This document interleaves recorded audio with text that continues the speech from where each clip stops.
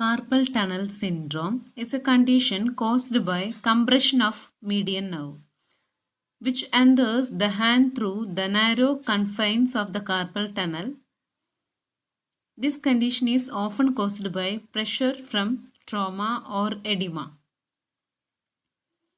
So, the carpal tunnel syndrome is a condition caused by compression of the median nerve. So, in this picture, you can see that the compression occurs in the median nerve. So, that's why there will be a swelling. So, that is known as the carpal tunnel syndrome. In the anatomy, you can see that the carpal tunnel is located at the bend of the wrist. The base of the tunnel is composed of 8 small bones called carpal bones. The bridge of the tunnel is a strong ligament with two names, the flexor retinaculum or the transverse carpal ligament. So, in the anatomy, we have to remember the flexor retinaculum or the transverse carpal ligament. This ligament that will compress the median nerve that leads to the carpal tunnel syndrome. Causes of carpal tunnel syndrome include diabetes, thyroid dysfunction, neoplasm, pregnancy-related changes, hormonal influence, then high blood pressure, autoimmune disorders such as rheumatoid arthritis, then fractures or trauma to the wrist, tenosynovitis or inflammations, then some hobbies or occupations associated with wrist movement like musicians, painters, carpenters, computer operators, they are the risk for carpal tunnel syndrome.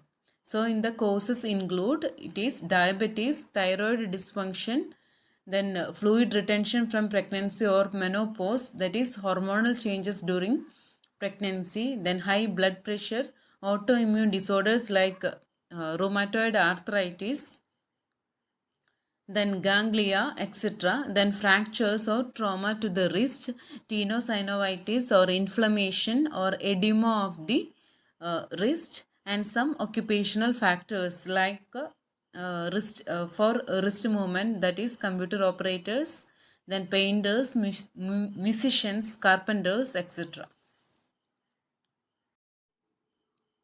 The diagnostic tests for carpal tunnel syndrome include carpal compression test or Durkin test, Phelan sign, reverse Phelan sign, TNL sign, square wrist sign. We can see one by one. Durkin test means it is the test, it is otherwise known as carpal compression test. It is used to assess the carpal tunnel syndrome. Here the median nerve is compressed by the surgeon and it was described by Durkin. So when we are compressing the median nerve, the patient will have the signs and symptoms of tingling, numbness, etc. So that indicates positive Durkin. Next one, Phelan's test. In Phelan's test, tell the patient to raise the arms to shoulder level, bring dorsum of the hands together in midline, hold wrist in forced flexion for 30 to 60 seconds. If the patient have the features of numbness, tingling, paresthesia occurs, means the test is positive. That is Phelan's manner.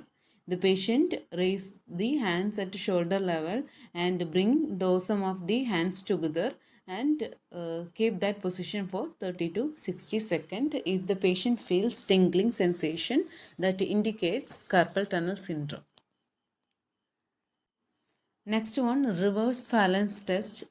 Here, instruct the patient to perform Phelan's test with the wrist positioned in full extension and the palms in full contact.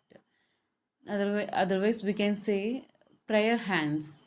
It is instructed to hold the position for 1 minute while the examiner apply direct pressure of the athlete's carpal tunnel, there will be tingling, numbness, and paresthesia indicates positive carpal tunnel syndrome. So, in reverse Fallen's test, tell the patient to uh, hold the hand like prior hands and apply pressure on the carpal tunnel area. If the patient feels tingling or paresthesia sensation, that indicates positive reverse Fallen's test.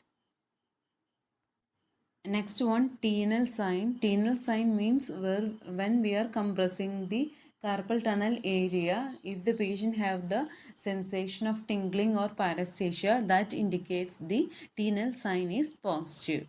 Next one, square wrist sign. Here the wrist thickness and wrist width will be assessed.